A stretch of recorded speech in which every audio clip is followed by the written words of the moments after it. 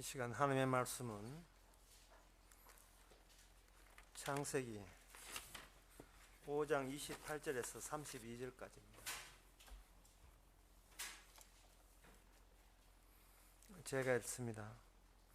라멕은 182세의 아들을 낳고 이름을 노아라 하여 가로되 여호와께서 땅을 저주하심으로 수고로 일하는 우리를 이 아들이 아니하리라 하였더라.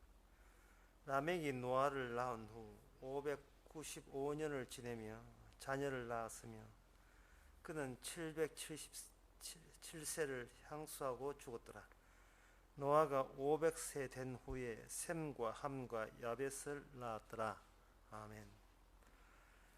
지난 우리가 창세기 5장에서 어떤 패턴이 있다 했습니다. 그 패턴은 누구가 나이 얼마 때 아들을 낳고 이름을 무엇이라 하고 낳은 후에 몇 년을 더 살다가 죽었더라. 똑같은 형태로 이게 반복이 되었습니다. 근데 그 반복이 되었을 때 마지막에 붙어 있는 게 뭐냐 하면 죽었더라 라고 되어 있어요. 우리는 성경에 보면서 인간은 뭐 살다 죽는 것이 당연하다고 생각하는데 그것은 창세기 2장에 하나님이 인간을 만들 때 하고는 다른 상황이 달라졌음을 알아야 됩니다. 이건 안 죽어야 되는데도 불구하고 죽었다라고 이야기를 계속해 나가시는 겁니다. 인간이 죽게 된 것은 하나님이 피조물인 인간에게 제시한 무엇이 있었어요. 그 제시한 것과 관계가 끊어졌으니까 그게 죽음이 왔다는 거예요. 이 말은 죽음이라는 것이 인간이 담당할 문제가 아니고 하나님이 담당할 문제라는 사실을 우리 인간에게 알려주는 겁니다. 뭐 살다 죽음이 그만이겠지라고 자기 죽음을 마치 처음부터 내 안에 내장되어 있는 나에 관한 문제라고 그렇게 생각하면 안 된다는 거예요. 쉽게 말씀드려서 하나님께서 인간을 죽이게 함으로 말미암아 죽음을 통해서 잃어버렸던 하나님과 인간이 관계가 이어지게 되는 그 지점이 바로 죽음의 지점이라고 하시는 거예요. 그렇다면 인간이 죽는다는 사실은 그 말은 뭐냐? 하나님이 인간을 만들었다는 사실입니다. 하나님이 인간 이외에 하나님이 먼저 계셨고 하나님이 죽음을 유발시킨 그 하나님이 인간을 만들었다는 거예요.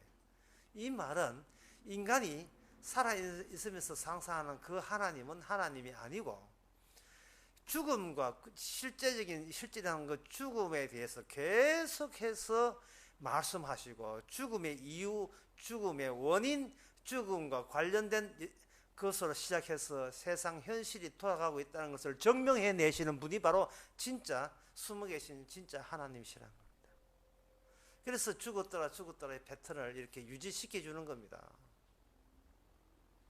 뭐 살다 보면 뭐 죽겠지, 늙어 죽는 게 인간이 뭐 나타나잖아 라고 이렇게 생각해 버리면 하나님과의 죽음을 통해서 연관 짓고자 하는 하나님의 뜻이 나타나지를 않아요. 그런 것은 이제 마귀자식이라 할 수 있습니다. 성도라면 자신의 죽음에 대해서 죽으면 그만이지 이렇게 허무주의적 관점이 있는 것이 아니고 왜 죽게 하셨지? 나에게 죽음을 주시면서 하나님께서는 무슨 내용을 우리한테 전달하고자 하셨느냐를 생각할 수 있어야 돼요.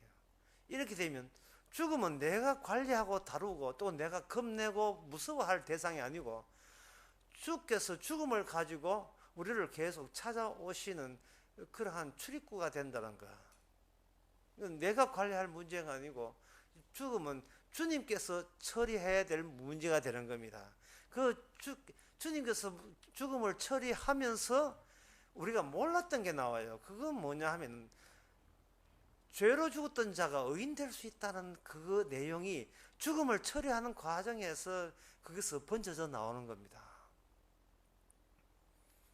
이렇게 족보를 쭉 우리가 보면 족보지만 사실 족보가 패턴의 연속인데요. 이렇게 뭐 이렇게 몇 년을 오늘 본문도 마찬가지. 무두셀라는 뭐 177, 예, 무두셀라는 187세에 이렇게 26주 되고 28절에 보면 라멕은 182세 아들 낳고 이름을 노아라고 이렇게 됐거든요. 그렇다면 이런 족보 이야기가 있다는 것은 우리가 이 족보를 그냥 뭐 모른 척하고 그냥 넘어가도 되겠지라고 생각해서는 안 됩니다.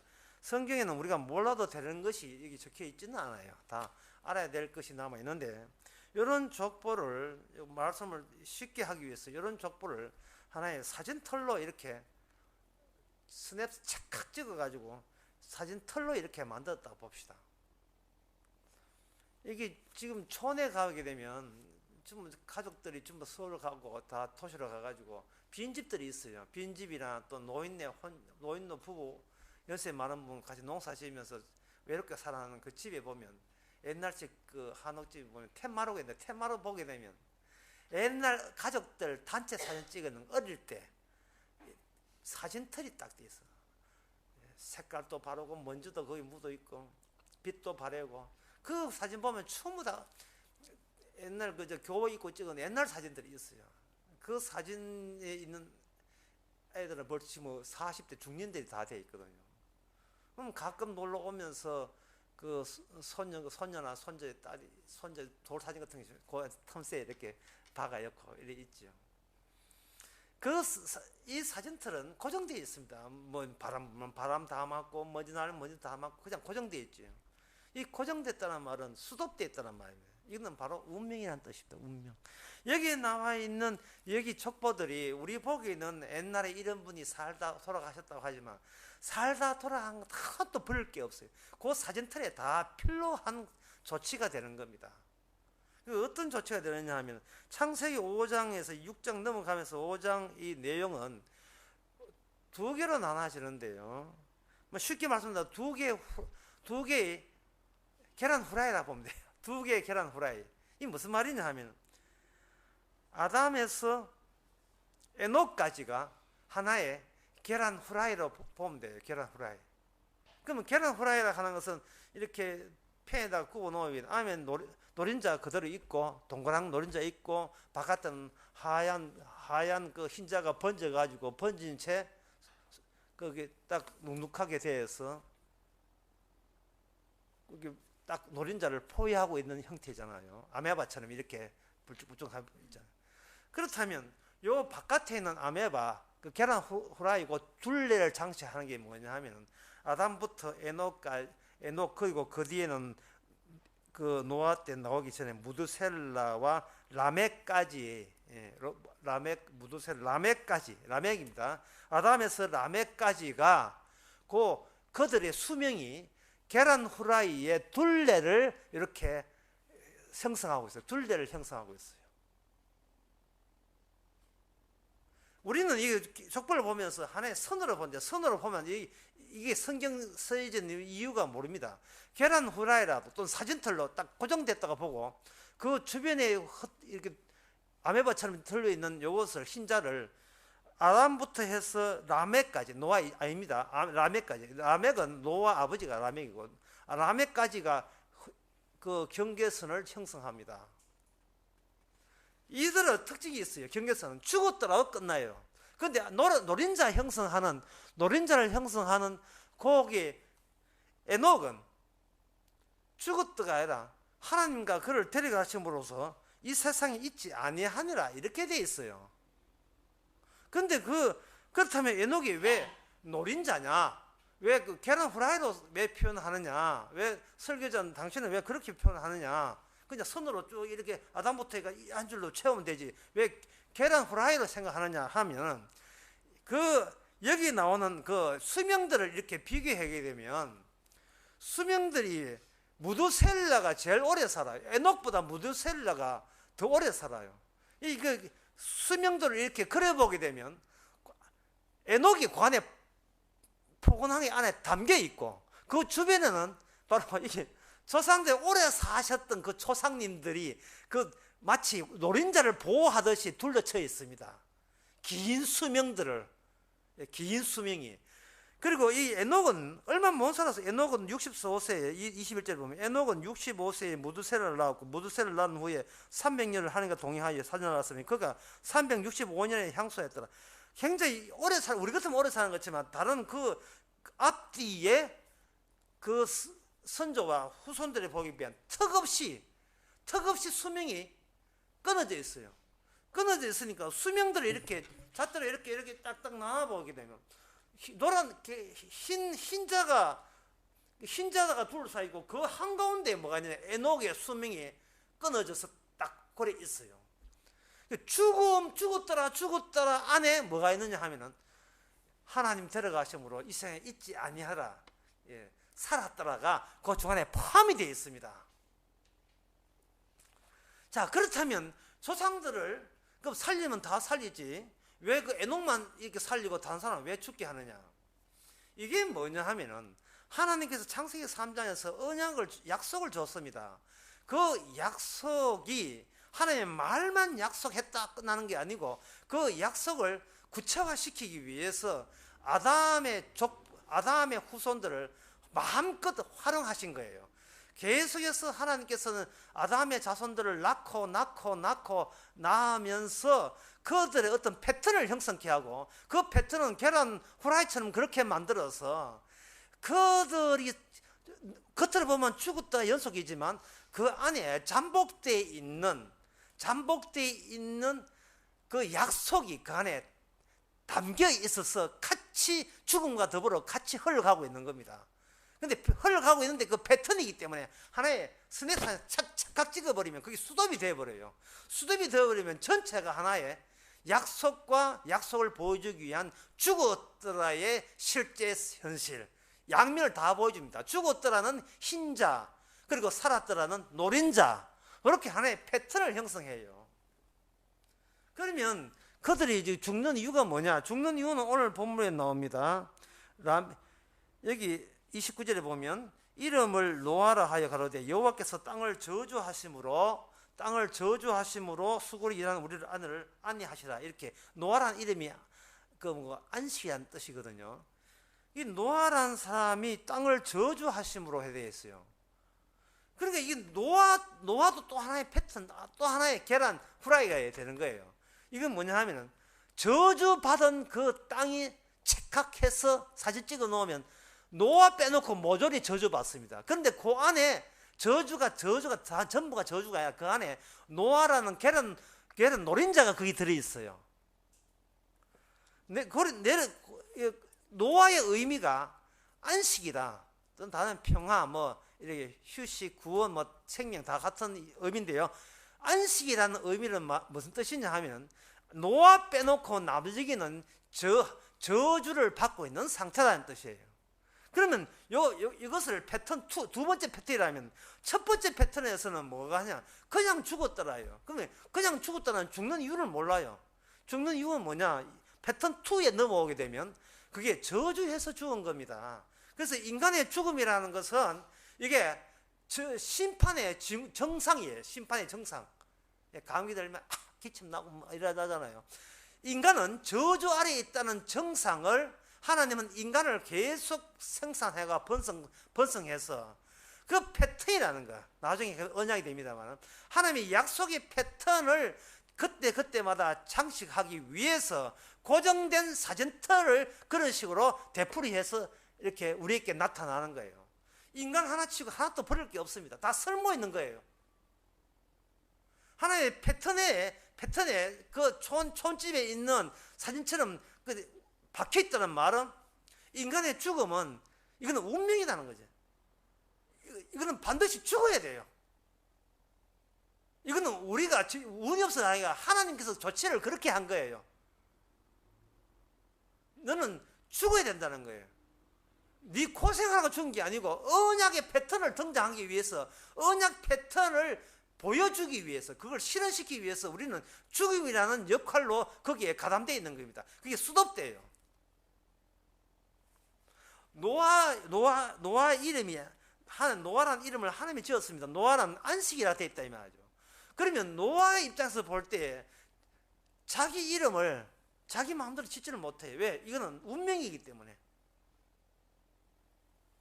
이 말은 뭐냐면 인간은 자기가 되고 싶은 나가 있고 하나님이 제시한 배후에 있는 하나님의 어떤 약속을 성취하기 위해서 우리에게 제공된 우리 자리가 따로 있어요. 그런데 우리는 나라고 할 때는 내가 생각한 나만 고집하지 하나님이 제시한 내 자리와 나는 생각도 못하고 있습니다.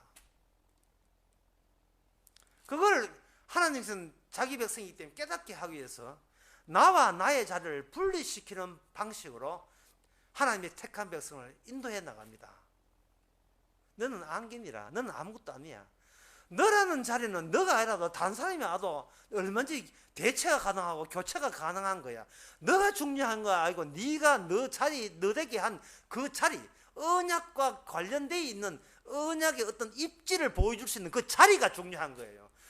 얼마나 그 자리가 중요하기 때문에 우리가 죽는 것도 죽는다는 사건도 중요한 이유입니다. 재수없어 죽고 늙어 죽는 게 아니에요. 죽는 것도 필연적으로 의미 있게 죽도록 하나님이 우리에게 죽음을 이미 제공해 입장에 있습니다. 그렇다면 이것은 우리에게 뭘 의미하냐 하면은 내 인생 내가 꾸려가려고 아등바등 애쓴다는 것이 얼마나 헛수고에 지나지 않아요. 내 인생이라는 게 없거든요. 하나님께서는 성도에게 우리는 내 인생을 딱 챙기기 때문에 하나님께서는 어떤 방법을 쓰느냐 하면 내가 신경 쓰는 것에 신경 안 쓰고 내가 신경 쓰지 않는 곳에 신경을 써서 인도해버려요. 그러면 나는 뭐 기도 열심히 하면서 이것대라고 했는데 막상 그때가 보면 생각지 않은 것을 우리에게 제공하고 내가 생각 항상 꺾어버리고 그렇게 해버립니다. 그 순간 우리는 나의 자리는 내가 만드는 게 아니고 이미 지정되어 있다는 사실이에요. 지정된 그 뒤를 따라가게 되면 그 뒤에 뭐냐? 하나님의 언약이 있고 약속이 있는 거예요. 그렇다면 내가 이 세상에 존재한다는 것은 우연이 아니고 필연이며 이게 의미 있는 겁니다. 나만 의미 있습니까? 세상의 모든 짹짹거리는 새와 그리고 산을 뛰어나는 그 멧돼지까지 의미가 있는데 모든 세상은 저주 아래 있고 그 저주에서 벗어날 그러한 잠복된 하나님의 새로운 작전은 노린자 역할, 노린자 자리를 하고 있는 사람을 모델로 삼아서 우리에게 알려주는 겁니다. 그것이 첫 번째 패턴에서는 에녹이었고 두 번째 패턴에서는 노아가 되는 겁니다. 왜? 노아 이름은 안식이니까. 안식이라는 건 저주를 전제하지 않으면 안식이라는 의미가 없어요. 마땅히 저주 받도록 되어 있는데 그게 흰자인데 그 흰자의 노린자 안식을 우리에게 허용해서 그걸 수동시키는 거예요. 세상을 완전히 사진을 찍어버립니다. 참고적으로 첫 번째 패턴에 있어서의 그 계란 후라이를 하나님은 어떻게 아주 참 세밀하게 준비를 해놨는지. 첫 번째 패턴은 그게 노아가 출생하지 않고 노아가 출생하기 이전에 있는 패턴에 있어서 노아가 출생과 더불어 두 사람이 사라지고요. 그 다음에 노아가 출생보다 더 중요한 게 대홍수가 일어나요. 대홍수가 일어나면서 앞에 있는 첫 번째 패턴에 있는 사람은 무두셀라를 끝으로 해서 이게 무두셀라가 죽는 날이 대홍수가 일어난 날이에요. 그래서 무두셀라가 수명 신기록 세웠습니다. 최고 오래 산 사람이 무두셀라예요. 여기 22절에 보면 무두셀라가 무두셀라 나온 후에 그 다음에 무두셀라는 187세에 라멜을 낳았고 라멜을 낳은 후에 782년을 지내며 자녀를 낳았으며 그는 거의 천년입니다. 969세를 지내서 바로 에녹이 낳은 무두셀라가 짝대기 역할을 하는 거예요. 첫 번째 패턴과 두 번째 패턴의 경계선까지만 살아라라는 패턴을 무두셀라가 길게 무두셀라는 지 죽고 싶어도 못 죽고 사살도 못 할 끝까지 수명을 연장시켜서 그 무두셀라 연장을 기점으로 해서 이쪽은 첫 번째 패턴이고 두 번째는 두 번째 패턴이에요. 첫 번째 패턴에서는 하나님의 에녹을 데려가면 죽지 아니했다 하는데 두 번째 패턴에서는 그 죽었다라, 그리고 하나님께서 그를 데려갔다는 그 삶과 생명과 죽음의 의미가 두 번째 패턴에서는 반복되는 것이 아니고 확대되어 반복돼요. 확대돼요. 죽는 것은 죽음이 아니고 심판을 의미한다. 이게 노아의 홍수의 심판을 통해서 죽음이 숨 끊어지는 게 의미가 아니고 하나님께서 준비해 놓은 심판이 있다는 거예요.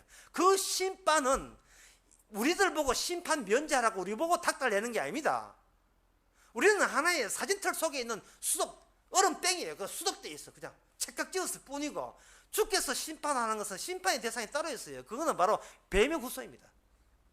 마귀예요. 창세기 3장에 나온 약속. 어떤 목사님이 오늘 문자로 이런 질문을 했는데, 이 질문이 정말 중요한 질문을 했는데, 여러분들이 한번 들어보시면 이게 얼마나 중요한 질문인지.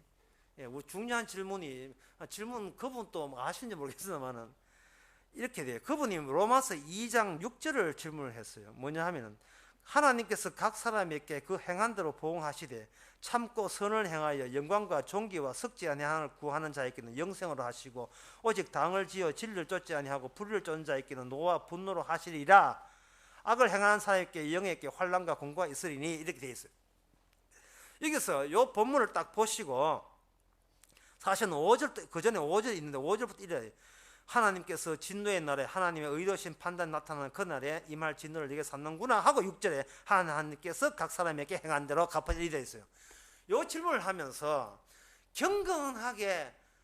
사람이 경건하게 살아야 그 행한 대로 갚으리라에 합당하게 구원되는 게 아닙니까? 그래서 예수 믿고 경건하게 사는 것이 옳지 않습니까? 라는 질문을 했어요. 이거 그대로 2000년 기독교 역사에서 수천만 번 이야기했던 거죠. 예수 믿고 그걸 모자라고 경건하게 살아야 구원된다는 거. 왜? 로마서 2장에 5절 6절 나와 있으니까. 진노의 날에. 제가 이렇게 답변을 했습니다.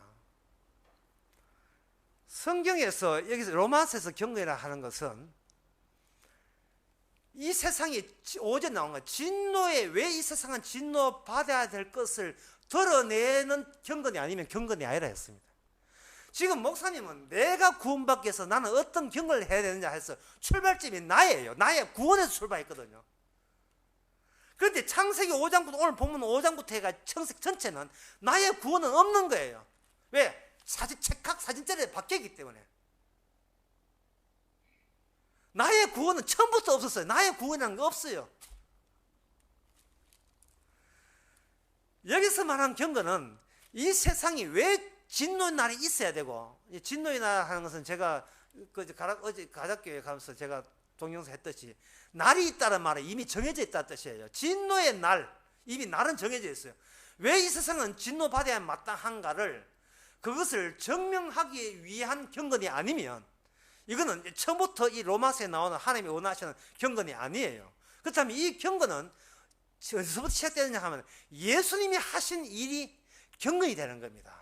왜냐? 예수님이 하신 모든 일은 사람 보기에는 뭐 죄인들과 함께 술 먹고 뭐 하니까 뭐 금식도 안 하니까 경건하지 않아 보이지만, 예수님 모든 말씀과 행위를 통해서 그 시대에 속한 모든 시대가 저주받아도 합당하다는 것을 증명해주는 모습으로 살았으니 그게 경건이에요.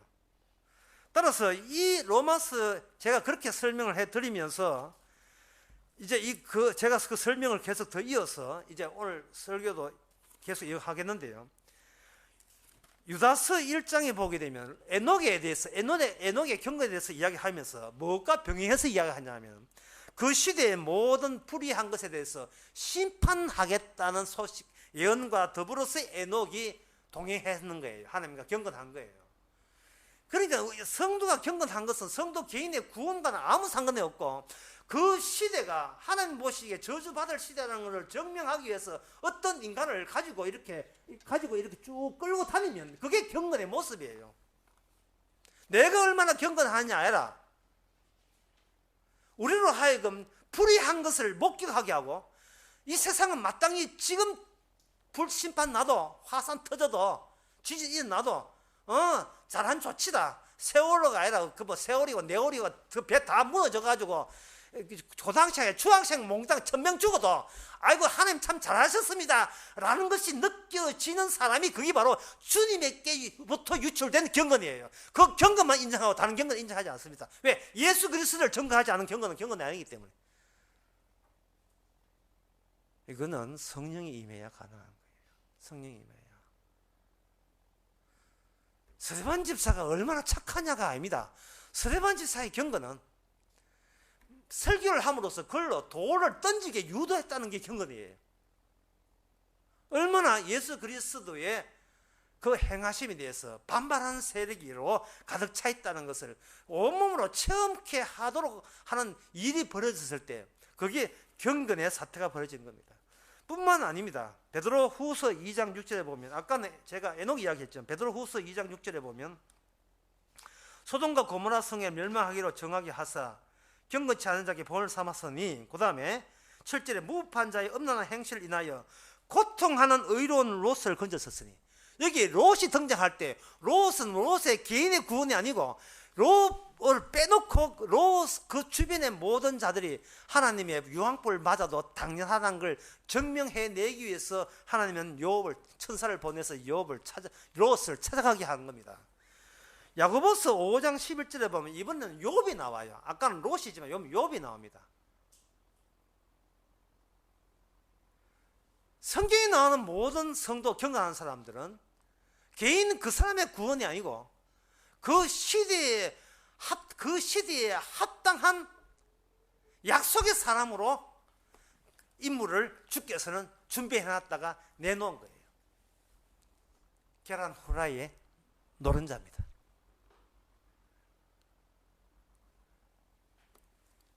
창세기 5장에 돌아와서 에녹은 사실상 반토막 난 인생이에요. 그 선조들과 그 후손들에 비하면 거의 반토막이죠. 뭐. 수명이.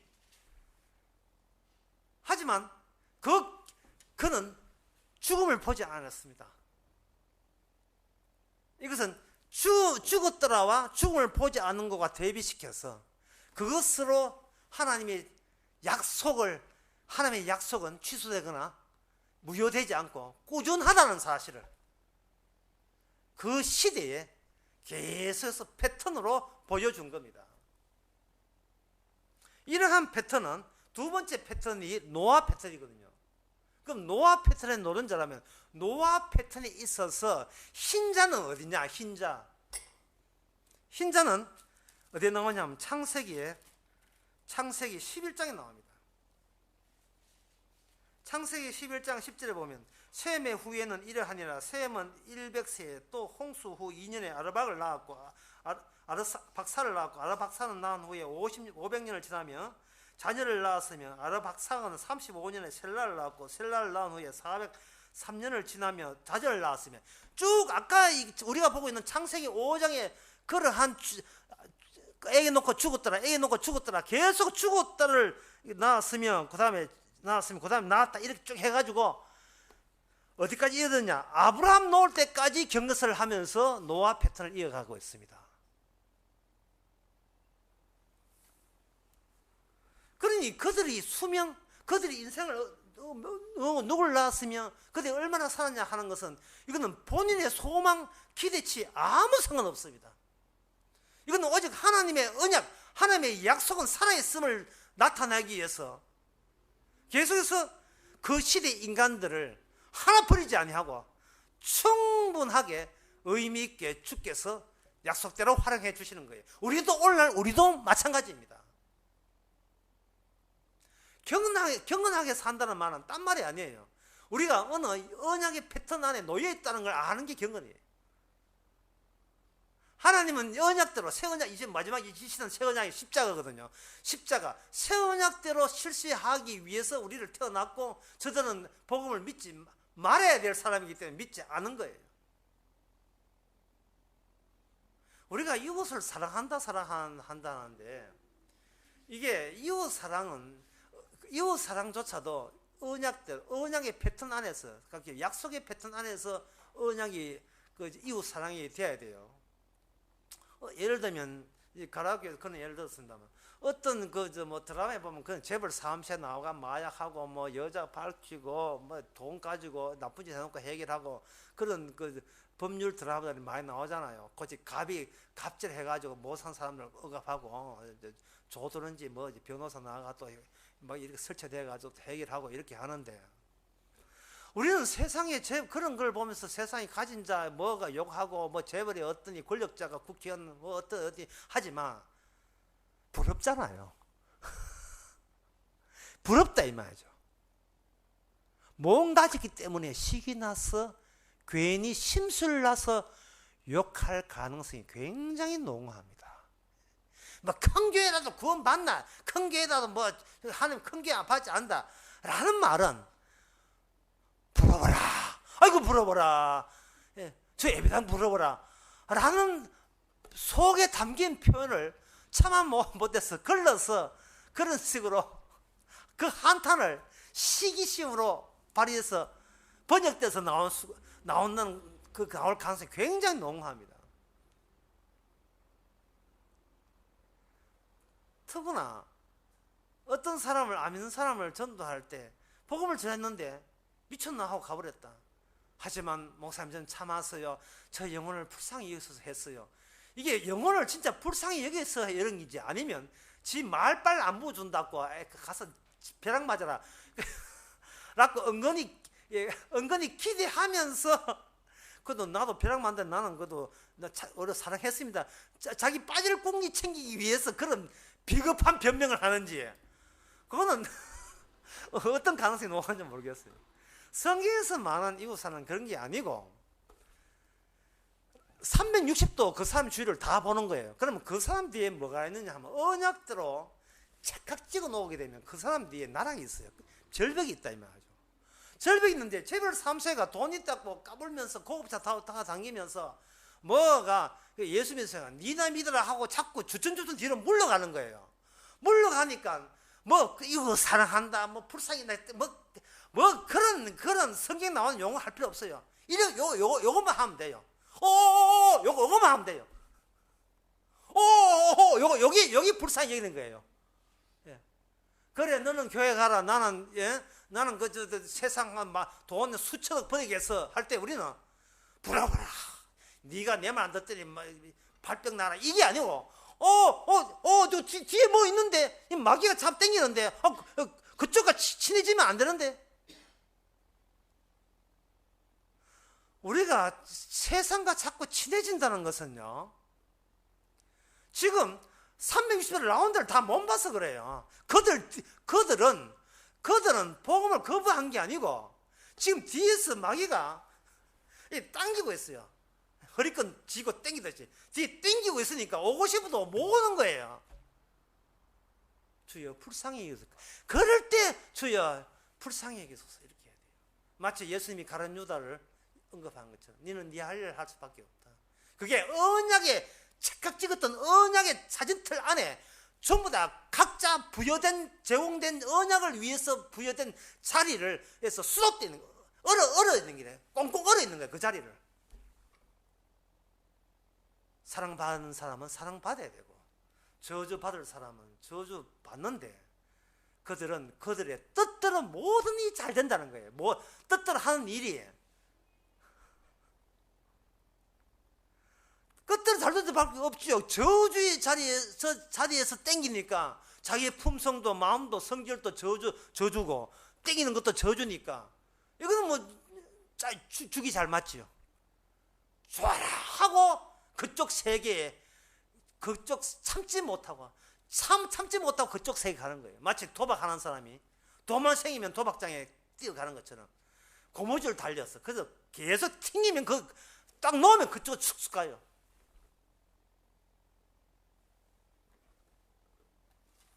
저는 바라기는 우리는 탁 놓으면 주님 십자가로 확 당겨오면 이게 아마 되게 하실 줄 믿습니다. 우리에게 주어진, 우리가 제공된 자리의 능력이 주님이 우리를 통과해서 얻은 능력이거든요. 그래서 우리 죄를 아시고 통과했기 때문에 그 능력은 우리에게 믿으라고 한 게 아니고 아예 우리 속에 들어오게 돼요. 왜? 통과했기 때문에. 우리를 거쳐서 얻은 그 죄를 해결했기 때문에 그냥 해결만 있었고 쥐고 있는 것이 아니고 그 해결된 그 위력이 얼마나 대단한 위력인지, 아니 우리 속에 우리 가장 깊은 자리에다 그걸 넣어버리면 우리는 이 시대의 노린자가 됩니다. 하나님의 약속의 자리를 배정받으면 어떻게 됩니까? 배정받으면 내 뜻대로 안 되는 복을 받게 됩니다. 내 뜻대로 안 되는. 우리의 육신은 죽음과 연관되기 때문에 그저 죽을 짓만 하면서 평생 사는 것이 우리의 육신의 소원이에요.